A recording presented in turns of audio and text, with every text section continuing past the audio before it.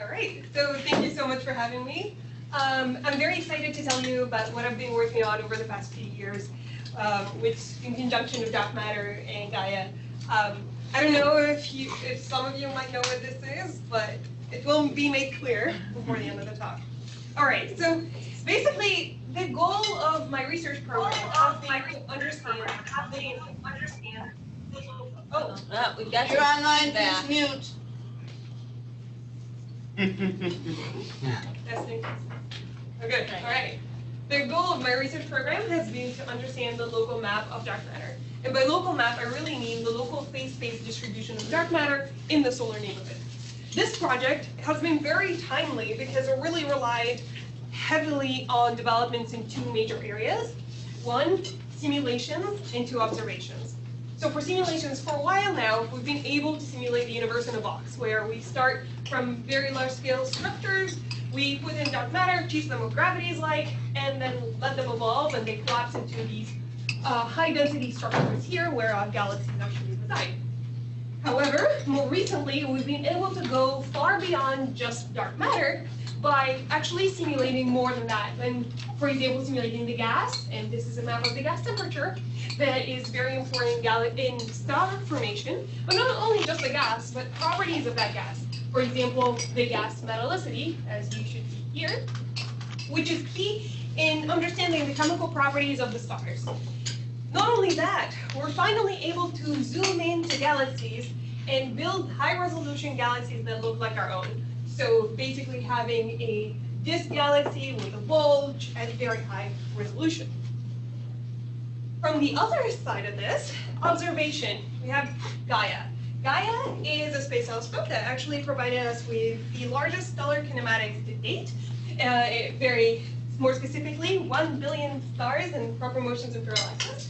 And in this tiny video, I'm just showing you a very small subset of 96 million stars, and how they would evolve over the next 800,000 years based on their velocity mechanism today. So you can see that some of the stars are actually moving. So relying on high-resolution simulations to correlate the dark matter in stars, and then using data from Gaia to get the phase space distribution of these stars, we can actually put things together and end up with a map of dark matter, a very empirical map of dark matter. But before we get to that, we can actually start from early on to understand how we got here. So where is the dark matter before any of this? Well, the dark matter is in this large halo that surrounds our galaxy. Just to put in some numbers, we live here at 8 kiloparsecs, so very, very close to the edges of our galaxy, which extends about 10 kiloparsecs. The whole disk actually rotates at about 220 kilometers a second, and this is rotating in a very large halo that extends about an order of magnitude far beyond the disk of the galaxy. What about the velocity distribution of dark matter? Well, for quite some time now, we've been just assuming that it is a Maxwell-Boltzmann distribution peaking at about 220 kilometers a second. The question is, how did we get to this Maxwell-Boltzmann? So basically what I would like to show is kind of like the origin story of the Maxwell-Boltzmann distribution. Prior to the 1970s, we thought that we lived in a galaxy that looks like this, where basically stars that are far away are rotating a lot slower than the stars in the center. And basically this is the distance on the x-axis, the rotational velocity on the y-axis. And if you just take into account the mass that you see, this is how it's going to go. However, with the work of Vera Rubin and collaborators, we find ourselves living in a galaxy that looks a lot more like this, where here everything is rotating on the edges pretty much at the same speed as the stuff in the center. So this is the flat rotation curve. If you were a physicist in the 1970s, faced with this problem, you kind of had about two ways to go. Either changing the laws of gravity to get you a flat rotation curve, and some people have done that, or change the potential that your system is in. The simplest potential that's going to give you a flat rotation curve is that of an isothermal sphere, and this is part of the more general idea of the standard halo model. So again, this is the flat rotation curve. X-axis is the distance from the center, and the y-axis is rotational velocity, and this is what we actually observe. And the goal is to explain this. So the standard halo model, it starts with the circular velocity being a constant. This is just a number. The density goes as 1 over r squared, and this is isotropic. There's no angular trend here. And if you were to integrate it, the enclosed mass is going to grow linearly with r. The enclosed mass has nothing to do with anything, but it makes particle physicists very uncomfortable. That's why I'd like to show it, because nothing should just grow linearly. There has to be some kind of cutoff. Something has to happen. But bearing with me for a little bit, and applying Poisson's equation, we end up with the Maxwell-Boltzmann distribution. This is kind of standard linear thing. However, there were two major assumptions that got us to the Maxwell-Boltzmann distribution. We had to assume that the system is in equilibrium and the system is isotropic. And of course, the million-dollar question here, is the galaxy really in equilibrium and isotropic? And of course, the answer is no, otherwise I wouldn't be asking so dramatically. So if we were to take a snapshot of the Milky Way halo in simulation, this is what the dark matter would look like, where the colors here are by the density of the dark matter. And you can see that this has already a lot more structure than the black sphere that I drew a little bit earlier.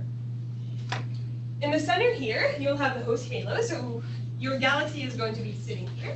But there are also a lot of other structures. For example, this is the subhalo, this is the dark subhalo. And the reason that these two things, which kind of look the same, have two different names, is if I were to overlay the stellar density in my simulations, I would end up with this, where the subhalo has a mass that has a matching stellar over density, and the dark subhalo really doesn't. We're going to go back to the issues of dark subhalos, so keep that in mind. At this point, you might say, well, this is what your simulation looks like. What does that have to do with the media? For that, we just look at the Sloan Digital Sky Survey, and we see that there is a lot of structure there. So, for example, if you were taking a snapshot of the sky, with SDSS, you can see that there is this stream here. This is GD1. This is the Orphan stream. Sagittarius is all the way here, which is a pretty long stream, and there's Phalfan on the side. As you might guess, stars do not just randomly self-align. So let me show you about a little movie about the formation of these three streams here. So in the center I have my Milky Way, and then three dwarf galaxies are just falling into the gravitational potential of the Milky Way. Because there is a gradient in the gravity between the two sides, the stars are going to be stripped a little bit differently, leading to these structures of having a leading arm here and a trailing arm, and this is what makes the streams of the sky. So the presence of these structures would break isotropy and equilibrium. But now you're like, you might say, no, wait. Equilibrium and isotropy, we're talking about dark matter, not stars, and you're just showing me stars. So, I mean, even just the presence of the disk breaks isotropy as is. Well, these objects themselves will have stars, but they will be also surrounded by dark matter. So if you were to assume that dark matter is collisionless, which is the current assumption for most of the stuff, stars and dark matter will both be collisionless, have the same initial conditions, and it's just gravity. So at the end of the day, you would expect that the dark matter is doing something very similar. So to kind of summarize, this is definitely not isotropic, but it's not in equilibrium because these are actually transient states.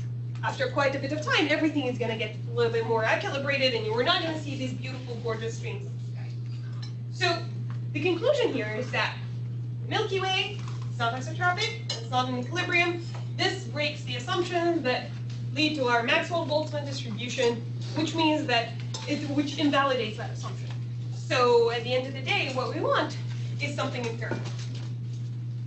So of course, I'm not going to just stop here and say, well, everything we know is broken. Okay. We're actually going to go and try to build an empirical strategy that actually forms, from which we can get the velocity distribution of dark matter. So for that, I have a 3-step program where, from simulations, I'm going to show you that I can correlate some of the dark matter with some of the stars, and we're going to work on the sum, which dark matter attracts which star, and the other way. Then, once I establish this correlation, I'm going to go into Gaia, measure the phase space distribution of the stars, and finally put 1 and 2 together and have at least the building blocks of the empirical velocity distribution of dark matter. Step 3 is a lot harder than it looks. We'll get to that. So let's start with simulations. The ones that I'm going to be using today are based on FIRE, which stands for Feedback in Realistic Environment. And in this movie, we're going to build a Milky Way-like galaxy. But what I would like you to focus on is how many mergers actually are required to build one of our quieter galaxies, which is the one here. Basically, galaxies do form through mergers, or form hierarchically. And at the end of the day, you end up with a nice disk. But let's break this down into different merging stages. So, just to introduce the language that I'm going to be discussing later. First, we have the merging galaxy. This is the whole object that's just falling into the Milky Way. So we have stars surrounded by dark matter, the entire thing just falling in. Stage 2 is out of extreme. This is just matching the video that I just showed, where everything just started getting stripped. But there is a stage 3 that is not as much as discussed as the streams, which is that of a debris flow. So, debris flow. This is a structure that has, it's kinematic structure that has lost all spatial structure. So the way that I like to think about it is that if you have a race, a long distance race, and everybody starts in a line, and then you kind of let them go, at some point, some people are going to be ahead of the lap, some people are going to be behind the lap. So what you see is just like a clump of people that are just having more or less the same velocity with some velocity dispersion. So the same thing happens with stars. Some stars are ahead of the lap, some stars are behind the lap, so you can't really see this structure here after quite a few orbits, but they still have some kinematic structure. Okay, so now that I've introduced the language that I'm going to be using today, let me tell you about my strategy. So what I do is that I take the disks of my simulations, and then I look very close to the disk into this donut here of where I would expect my sun to be in the Milky Way realization. And the goal here is to track the origin of the dark matter and star particles component by component, which means that where did they come from, and if they come from the same merger, what are their velocities. So let's start with the most boring case, which is that of old mergers. So here, what I'm showing you is the velocity distribution of the dark matter and the stars in galactocentric spherical coordinates. This is Vr, V theta, and V phi. So this is just spherical coordinates centered at the center of the galaxy here. And what I'm plotting is the speed distribution, or the velocity distribution of the stars at redshift 0.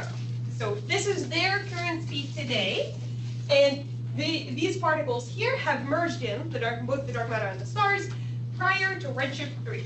So that's why it's called very old stuff. Okay, so there are two interesting things about this plot. One is that the dark matter and stars do a very good job of tracking each other, so that's great. And you can see it here, Vr, V theta, V phi. But also that these distributions actually are more or less Gaussian distributions with more or less the same dispersion. Which means that if you put these together, you will actually end up with something very close to that Maxwell-Boltzmann distribution.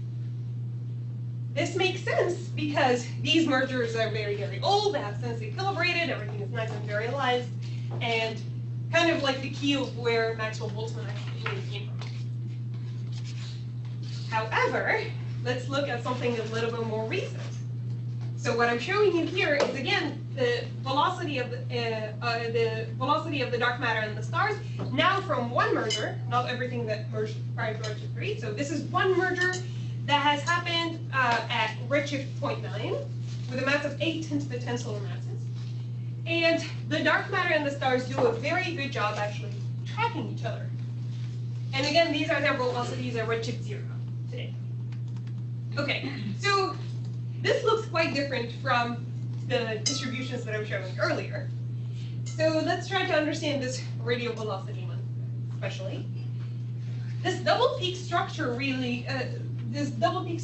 actually has a reason for it, which is, imagine if you had a sphere and you're kind of shooting an arrow through it, as stuff comes in, you have a spike in negative velocity, excuse me, and then as stuff comes out, you have a spike in positive velocity.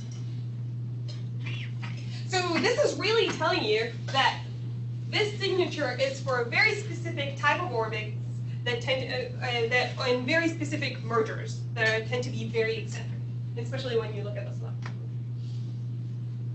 Okay, so this is interesting, but you might say, well, you know, simulation can give you a lot of things. Sure, that's fine, but it gets even more interesting when you see the same thing happening in data.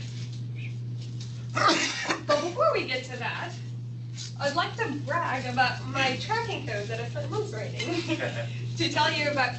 So basically what I had to do is that you see this donut here, this is the selection. These are the particles that actually come from this merger. So this is one merger, not all the particles. These are stars, this is dark matter, this is the sun, obviously not to scale.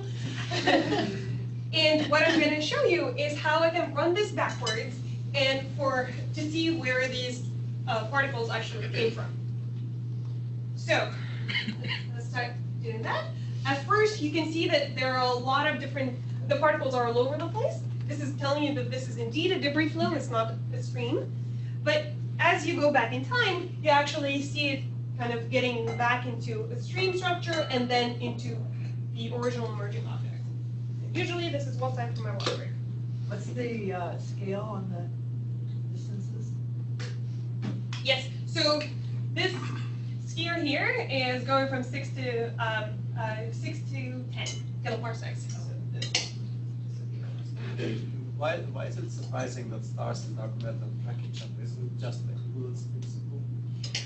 You would the number of conversations that I had with people telling me that it's not supposed to happen, it far exceeds the number of people who would tell me that this is obvious. So it depends on how you go. But yes, it does make sense because at the end of the day, dark matter is collisionless, this assumption at least, and they have the same initial conditions. What you might worry about is that the stars, you have the stars and then the dark matter extends further from the stars, so you might worry that there might be some kind of velocity changes just because the halo extends a lot further. But that is kind of interesting because we are, this whole neighborhood is so close to the center that the entire halo has to get through, you know, the halo of the Milky Way, so you're gonna etch out and tightly disrupt like the larger part, and at the end of the day, you're just looking at the dark matter and the stars that are very, very close together, and that's why they end up getting correlated. Okay, so. Well, just for understand that, yes. What fraction of the initial dark matter that you dropped in was in that? Oh, that's a very good question. So yeah, so we did some estimates based on the original mass of the object, and I think it was about 10% or so. Is left. Yes, a lot of it gets disrupted a lot earlier. Okay. I'm still not completely sure. So you're dropping the same satellite, right? The satellite has dark matter and stars. Yes. And do they have very different distributions inside the satellite with dark matter and stars? Oh yes. Okay. Yes. So that's why. That's why. It's surprising part. Yes. Okay. So now you might say, well, what does the Milky Way actually look like? Because the beautiful things of simulations are great but easy. And also the Milky Way doesn't enjoy my awesome tracking code because stars don't tell you where they came from. Okay, so now we have to figure out how we can identify stars of a to kind of get to that. Okay, let's kind of review. We live here as part of the disk. Disk stars, however, have nothing to do with the dark matter whatsoever because they're born out of the gas of the Milky Way. They have not merged in. So the stars that I'm interested in are the ones that are accreted, so the ones that actually have been brought in through mergers, and they end up as part of the stellar halo. This doesn't mean that they're not in the disk. They're of course free to cross in and out of the disk as much as they want.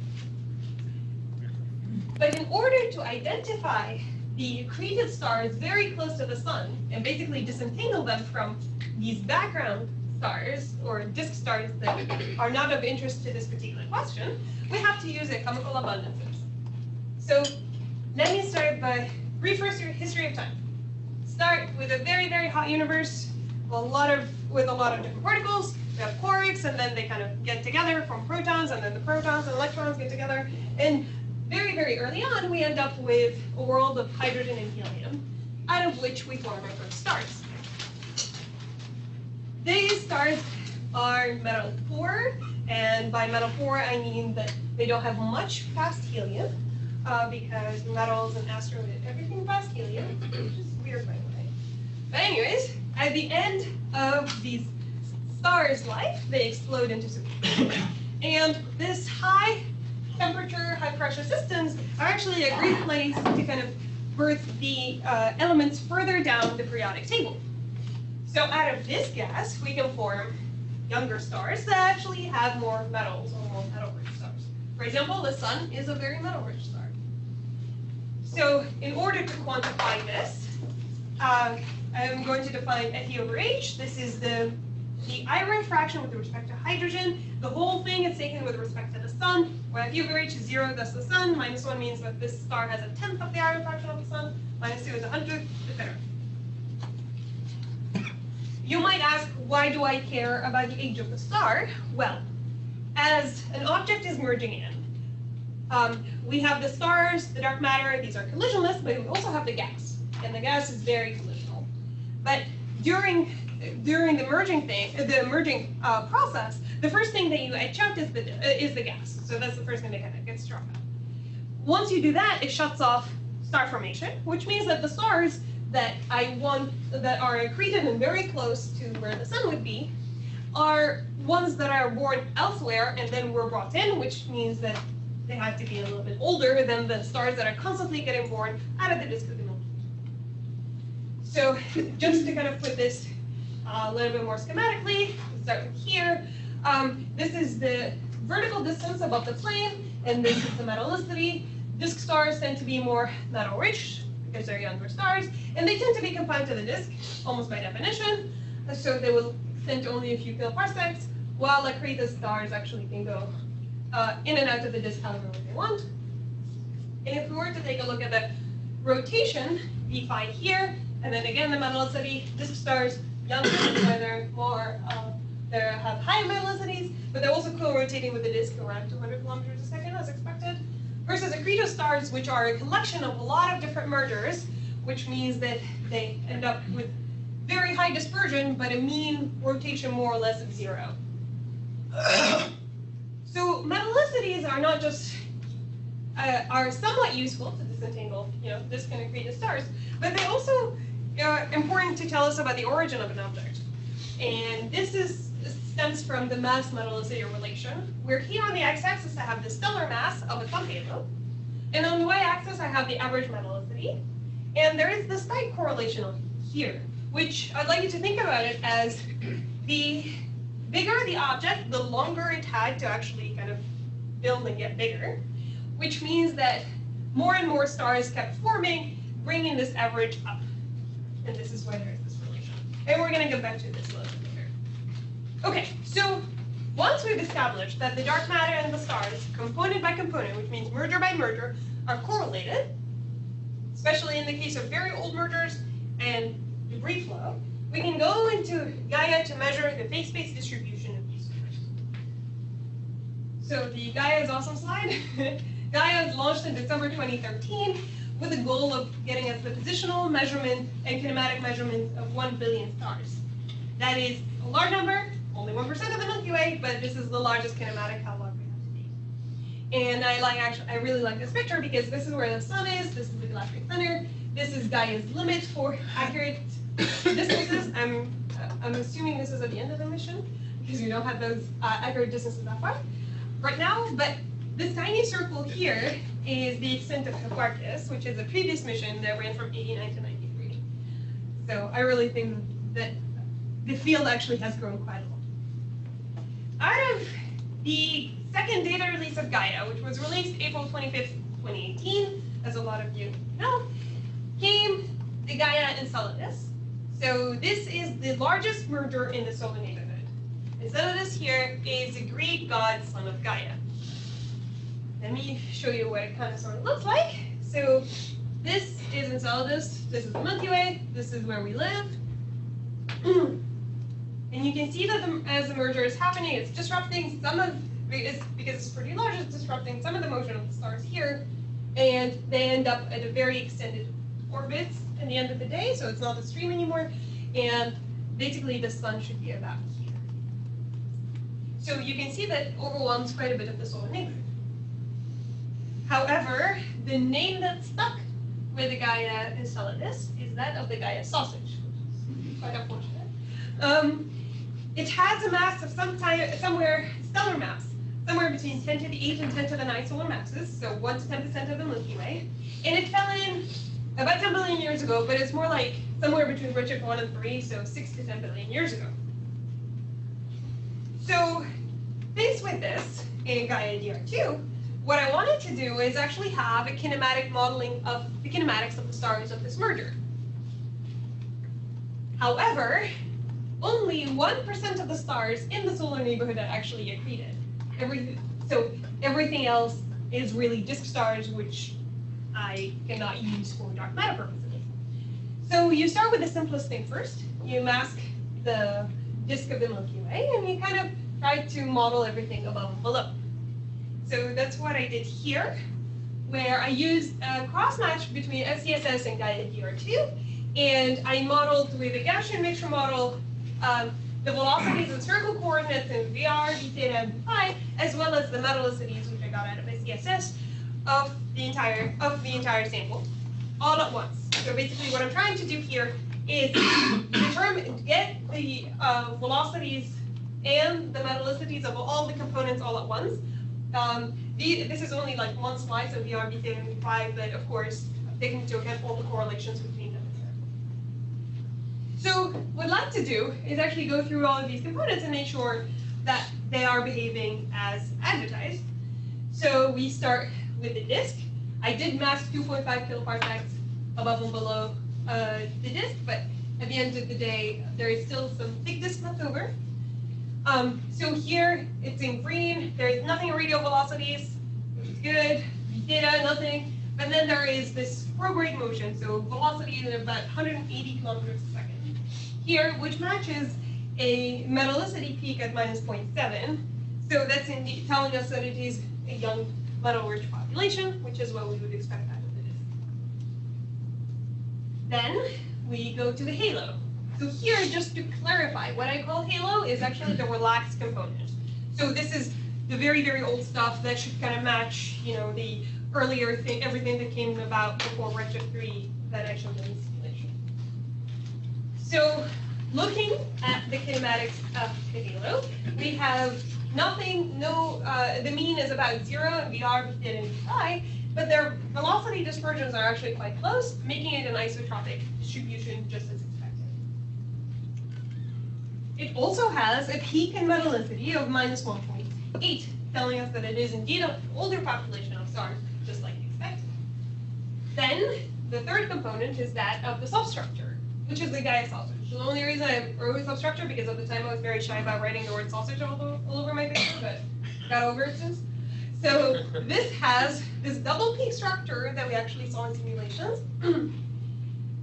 where I modeled this as two Gaussians with the same dispersion, but the distance of how off they are actually gets determined by the MCMC. Nothing here in d theta, nothing in d phi, so it actually has an average, it's not on a prograde or retrograde orbit, and it peaks at about minus 1.4, making it a structure that is older than the disk, younger than the halo. So to kind of review where we are now, from simulations I showed you that merging debris flow will have the accreted dark matter and the stars actually very well correlated with each other. And then from Gaia data, I actually found a merger that looks more or less the same with this double peak structure, telling us that it is indeed at eccentric orbit. So the next natural step is, of course, to put one and two together and have the empirical velocity distribution of the dark matter. So the final speed distribution that I have is going to have a halo component, again, old stuff, and a substructure or sausage component here. And this is the speed distribution, so now we're not going into components, this is just speed. But of course, it has to be something, well, life is never this easy, and something has to happen. And in particular, these merging objects do not contribute the same amount of dark matter as they do stars. Which means that my sausage here, which corresponds to 60% of non-disk stars, so quite a large fraction, that does not translate into 60% of the local dark matter. So then, how can we estimate how much dark matter this object has? Well, we use the mass metallicity relation from earlier, and couple it with abundance matching. So basically a relationship between the stellar mass and the total mass.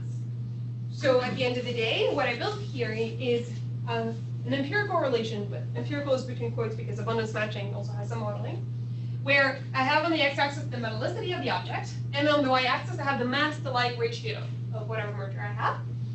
And this is an MCMC, that's why there are counts of different colors, but I know that the sausage has a peak metallicity of minus 1.4, and that the halo has a peak metallicity of minus 1.8. So basically, I use this to infer the mass to light ratio of these two objects and get the fraction, the estimated fraction of dark matter, which ends up being about 42% of the local dark matter coming from the sausage here, with some large error bars. I'm sorry, I Yes. you probably said, and I just didn't assimilate it fast enough. On the previous slide, Yeah. where you were doing, what you call it, constraint simulation to try to reproduce it. What's it? What is this? Please- Where does that come Yeah, from? thank you. Okay. Oh, good, thank you. No. Sorry. Okay, so basically, earlier I showed that there is a metallicity, the stellar mass, total mass. Sorry. Is there a pen? Oh, here. Oh, Here's another one. Oh. Now your eraser. Oh, you have an eraser, okay.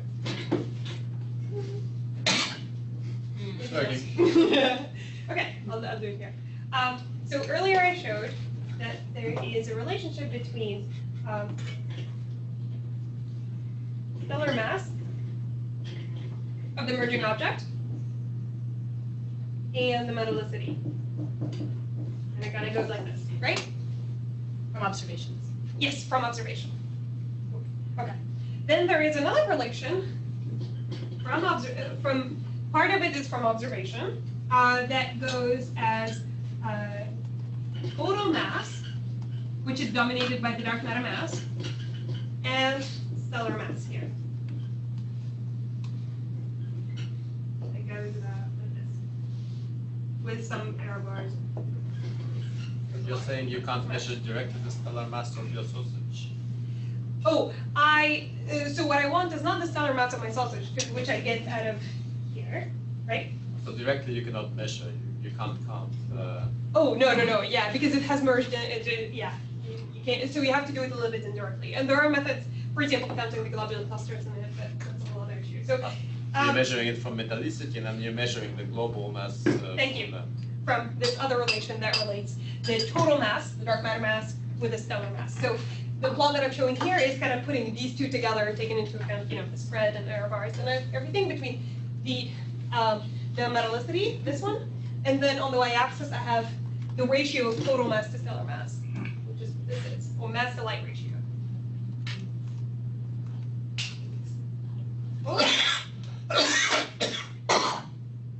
Good? Okay. All right. So from that, I get this number here, which is that locally, 42% of my dark matter, and some error bars, correspond to coming from the sausage here. So the distributions that I end up with, this is the speed distribution, that's speed histograms. So here in blue, I have the substructure or the sausage. In red, I have the halo. Putting them together, I'll end up with this distribution here of velocities. And it has, this is the error bars coming from here, which you might think that should be a lot bigger. The reason that they're not is because I'm normalizing all the distributions to 1, which is what it should end up with. So this ends up being quite different from the standard halo model. You might not think it, but for example, direct detection, which I'll talk more about tomorrow, actually does depend a lot on the tail of the distribution. So if there are changes in the tail of this distribution, it means that we might actually have a lot of effects. So there are two very major caveats to everything that I just said. Okay? One is that, remember I masked the disk? So then the natural question is, how do we know that everything that I'm talking about here is also valid to where the sun is? Because at the end of the day, the question is, what is the velocity distribution of the dark matter very close to the sun? That's where our experiments are. And I will address this in a couple slides. But then there is another big caveat, which is coming from those dark subhalos that I mentioned earlier. Everything I said here up to now is only valid for mergers that have stars in them. However, there are some subhalos that actually are too small to have had some stars, which means that we really need to figure out what is their velocities and what is their fraction out of the local stars. So that's one of the things that are on my huge to-do list, which is estimate the fraction of disrupted dark subhalos and their velocity distribution.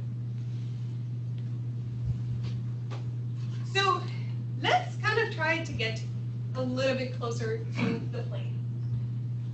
As I said earlier, only 1% of the stars very close to the disk, around the disk of the galaxy are actually accreted, which means that it's kind of a needle in a haystack situation.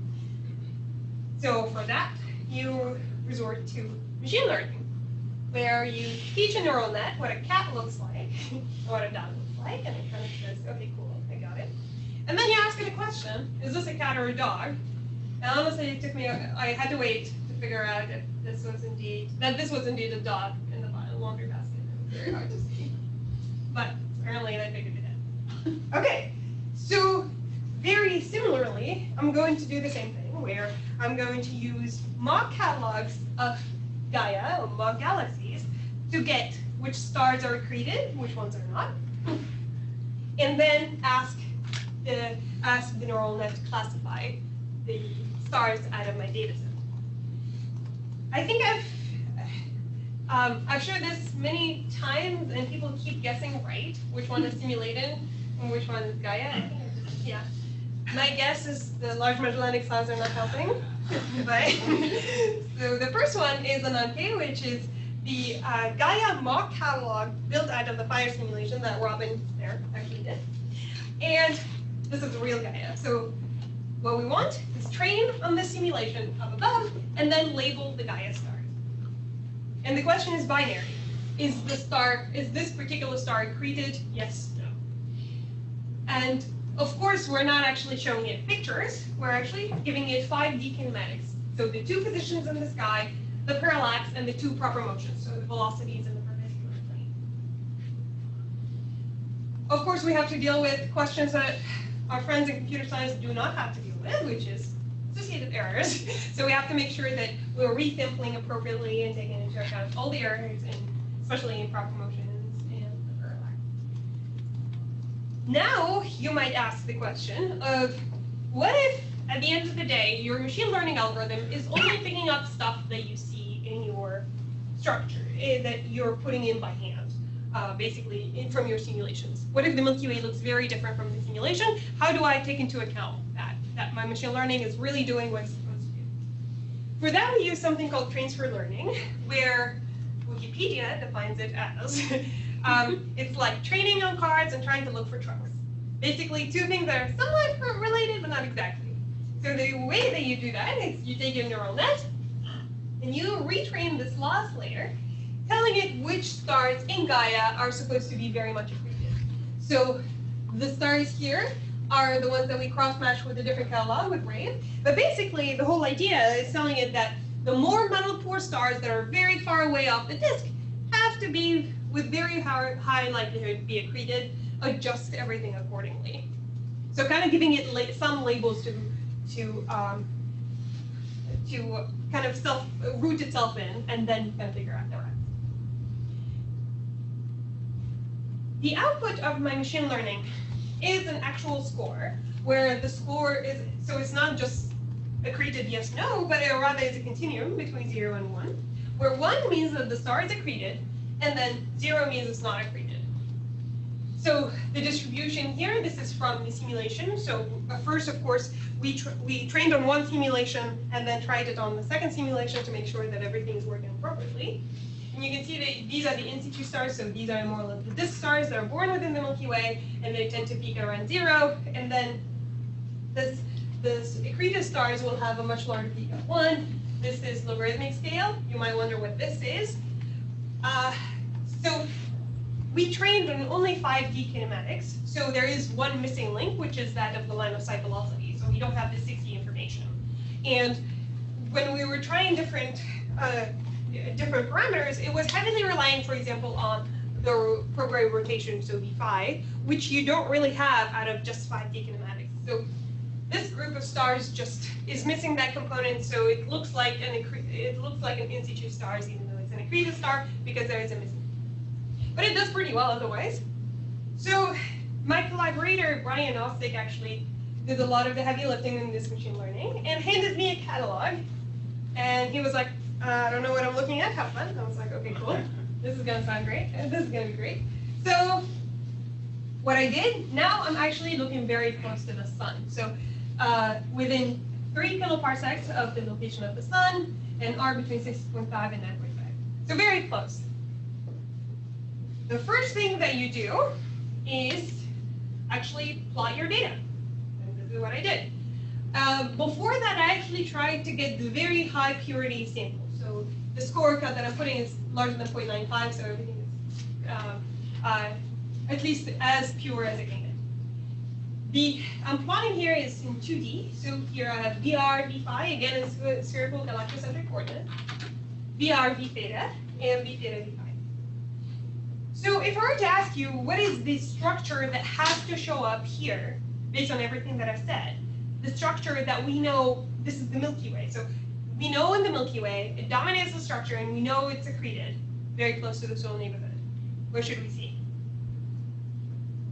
I guess, guys, so thank you. People don't usually like to answer this question in talks. Okay, and you can kind of see it by eye, really. So you can see that there's like this huge, this double P structure here in radial velocity that matches with V phi 0. It's like sitting right here, same thing here. And indeed, that is the Gaia sausage. You can throw in a clustering algorithm if you want to be fancy, and it will pick it up. And I actually fit it with 2 different Gaussians, but I overlaid them because I knew they were the same object. And of course, this is Sailor Halo. Now the question is, what is this? There is something else in your data set, in my data set at least, and that's not supposed to be there, or at least I didn't know what it was. So when you're young and you want to be a physicist and you always dream of these eureka moments, you discover something's going to be great, and then you go to grad school and you realize that all of these moments are, oh, I have a bug moment. So of course that's where my brain went. So I sat on this for 3 weeks, didn't tell any of my collaborators. I was like, something is wrong. So I plotted this in every possible frame, read everything, and then I actually started believing that it might be actually real. I might actually have something, which indeed was really cool. Then you look in the literature, it's not there, so you have the coolest thing, and the coolest part of the job, which is I got to name it. So this is Nyx, the Greek goddess of the night. Yes, very, very dramatic. Works with me. So let's try to understand a little bit more about the stars Nyx, because I want you to actually love her as much as I do. These are the stars that are most correlated with Nyx. So this is the radial velocity again. This is V phi. This is the plane of the Milky Way, X and Y. This is where the sun, and again, is supposed to rotate that way. And this is X and Z, and basically, this is where the sun is. This is the plane perpendicular to the Milky Way. So the most important thing about this is that it has a prograde structure, which kind of gets you thinking, is that a thick disk perturbation, right? But it has an untrivial amount of radial velocity, really, that kind of goes with it, which is far more than what you expect out of a thick disk perturbation. This is a smaller fraction than the Gaia sausage in this particular analysis. Nyx was 9% of my sample, sausage was 77. But But these stars are still present, and it's about 300 stars that are all going into this coherent motion, which is very unlikely to just form out of it. Trying to understand the origin of this object, I cross-matched it first with Ray-Ban and all the other catalogs that I could get my hands on. And again, it's in that very suspicious spot of peaking at about minus 0.6, 0.5. That's where the thick disk is again. However, I actually have another sample that got it peaking at minus 1. So it kind of gets you questioning of like, is it or is it not? I think the largest argument for it is that for it being a merger or a sign of a merger is the kinematics, because it has that very high radial velocities that you wouldn't expect it. If I put everything into an HR diagram, it seems to be consistent, although very, very few stars here, with an older population. But to really disentangle this, we need to figure out if it's indeed a merging event or a thick disk. So I co-wrote 2 observing proposals, and I'm actually going to observe, which is really awesome.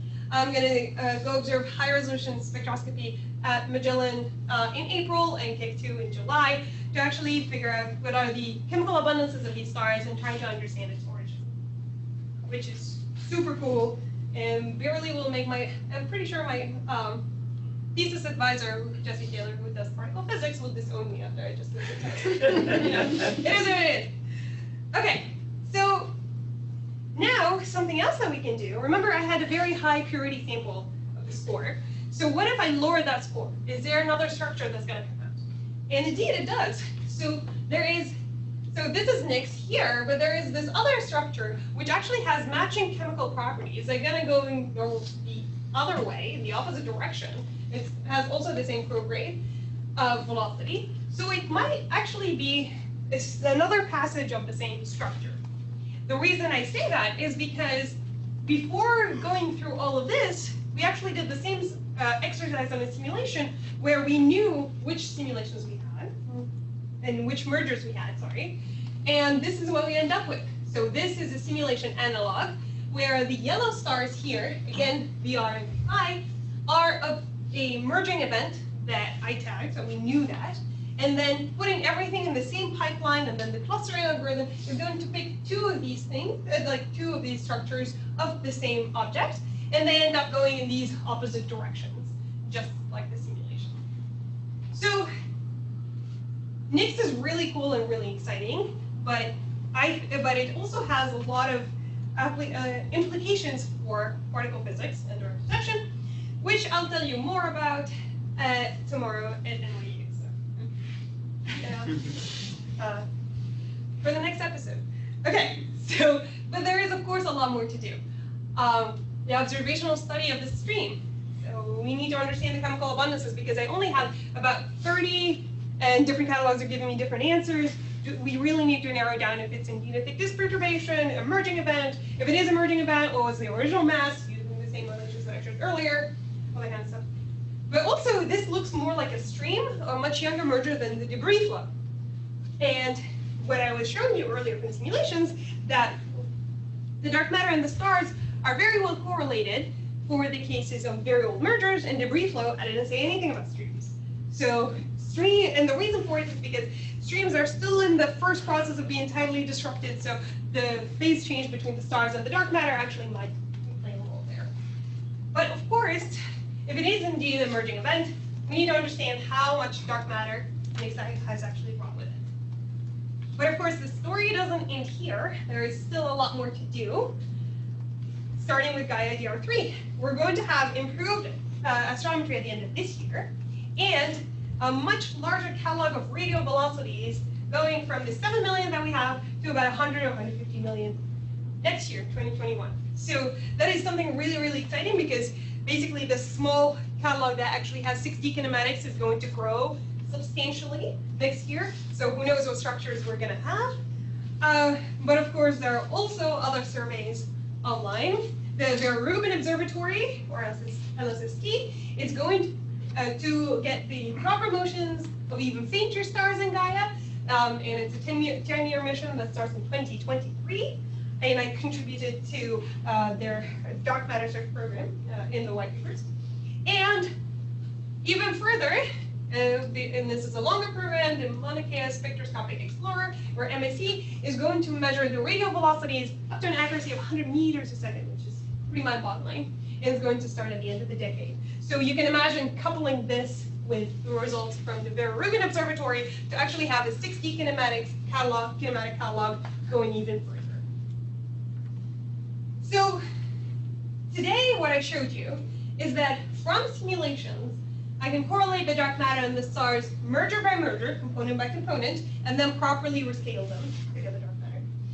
Then use the Gaia telescope to actually measure the phase space distribution of these stars, and then start the building blocks of the empirical velocity distribution of dark matter. This, and beyond, has a lot of applications for particle physics and dark detection, which I will tell you more about tomorrow. But until then, I want to leave you with my biggest discovery of all, which is my talent for Photoshop. This is it. Thank you.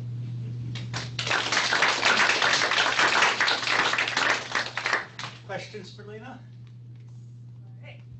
So the method for inferring the mass based on the metallicity, that seems potentially very uncertain, and Yep. Also something that you can test with the simulations to Yes. get chemical extract. So have you done that experiment? That's right. So, actually, at first we weren't sure that this is going to work at all. So we did it for the simulation, but using the empirical relation between the stellar mass and the mass metallicity relation of the simulation as well as this, and it seems to be doing pretty well. Then, of course, in the paper, this is a pretty solid relation. This one has depends on a lot of different modeling. So, And there's a ton of scatter in it. too, and there is a especially ton of the scatter. masses. Exactly. So we had to. So I did. Here we go. Yeah. So this is with one particular relation of the scatter. I did it with two different scatters as well as constant constant dispersion, constant scatter that doesn't really evolve, and we end up with numbers that are. These have large error bars, so they were somewhere close. But of course, yeah, it is a major concern that we address. Yes. Maybe it's, I don't know anything about the subject, but I was wondering if you go through this procedure and Yeah. you compute all the dark matter from your source edge and all your streams, do you get a flat rotation curve as a result? Is it consistent with a flat rotation curve? Oh, ooh, that's a very good question. At the end, so what I've shown you so far is still incomplete because we're still missing a component of, the dark subhalos. And at least from the simulations, which, has a resolution issue, it means that it might be a substantial one. So that's why I don't expect all of this to give me the flat rotation curves yet. 50%? But, yeah, so it should be about half the local velocity distribution. But you're right, it's a thing that we need to check. But it should be, missing the component. That's why I wouldn't. I mean, at least the functional form. Yes. But everything, all of this is just as one location so far. But so we need to do it at much more locations to actually get the curve. Yeah. So right now it's just one number. So there was one step that I missed here, right? So I understand that you altered this distribution, so it's no longer Maxwellian. But you're still representing it as isotropic, but it's not isotropic, right? I'm not representing it as isotropic now. Because you're just plotting as a mod B. Oh, yeah. So this one is just the speed distribution, and the reason that I'm plotting it, I'm just showing you the speed distribution is because this is what goes into FOV. But yes, we have the full one. Right, but for your dark matter direct detection, you need to Yes. take the non-isotropy Yes. isotropy Yes. into account. You're yes? absolutely right because that Okay. actually affects the modulation. Can I ask another question? Of course. So the other question is, and you'll probably address this tomorrow, but I'm not going to do that. Oh, that's okay. So I understand when you're talking about the degree flow. Yep. You're talking about something that's pretty much mixed, right? Mhm. I'm slightly worried that when we're talking about the Earth is tiny, right? Yes. So are we not worried about fine-grained, really fine-grained structure from phase mixing that is below the resolution of the simulation, and that we're never going to see it in simulations, but we Yep. will be sensitive to it on Earth? I mean, am I always I think that is an important question that we need to address. Basically, this whole kind of way of doing this is to kind of get the large structure, but that is, or at least the way that I can think of it is kind of like a higher order that needs to be there. But for example, a lot of the streams, some of them are very, very small, right? Like I'm very close to the location of the Earth, that they need to be added. Yes. So my full strategy really is to kind of build, at the end of the day, what am I using the simulations for? Only to kind of show this correlation between the dark matter and the stars, because at the end of the day, I didn't use any of all of these are empirical relations, right? That have only to do with the Milky Way. So once we have established this strategy, and I'm only showing you like the two largest objects really and large contributions, I'm going to also be building on it like NICs and then the smaller streams that actually also contribute to this. To the end goal of this is to actually have a very full empirical distribution that takes that into account. Yes? So when you find this correlation between the stars from the merging galaxy to the dark matter, yeah. Is this for the dark matter so close to the center of this merging halo or the entire thermal distribution? Good question. Actually, it ends up being yeah, we had to test that, and it ends up being the dark matter that is quite close to the center of the original object, because the outside stuff gets tidally disrupted first and doesn't make it all the way to us. But then the stellar mass halo mass relation. Yes, good point. We had to check that too. And so basically what we wanted to do is make sure that the mass to light ratio of the original object versus what gets to us is more or less the same, and we found out that it's close. And it's in the table in the paper, but yes, we've checked it. Because yeah, if it was some other factor, then we would have had to kind of deal with it. It seemed to be consistent, like basically kind of like a consistent loss, but yes, but we checked that. You're right, it's wrong. Yes? So when you run your neural network to search for things Yes. elsewhere, it looked like there was still a tail of disk stars that made it even to very high values of the score, so that roughly half the stars that you would select as S greater than 0.95 are actually from the disk, not from the substructure. Yes. And I'm curious if you looked at what those stars look like. Do they look anything like this?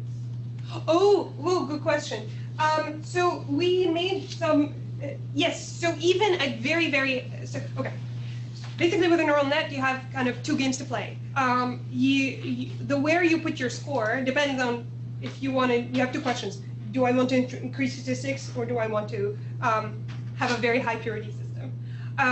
And yes, so even at the highest purity, when we were trying to test those in simulations, we were getting about, I think, 60% accreted, 60-40. That is still better than previous methods where you just, cut or figure out what to do. These stars, I think the key point here is that what we're not training on the 6D velocities, which would make it very easy and clean. Even better if we had 6D and metallicities, then I think it will have a much higher purity rate. So we're only doing the 5D kinematics. So basically, these stars would look more like a accreted star just because they're missing a component. So yeah, they have to be fixed. Right. So do they in fact have, like, the most convincing part of the mix that you showed was very high radial velocities? And I'm wondering if the contamination stars from the disk also have very high scores, they also have very high radial velocities. Oh, I see what you're saying. So the reason that I'm arguing for NICs being more likely a merging event is because if you're doing a tidal, so what else can it be? A thick disk perturbation. So something that the thick disk can kind of perturb.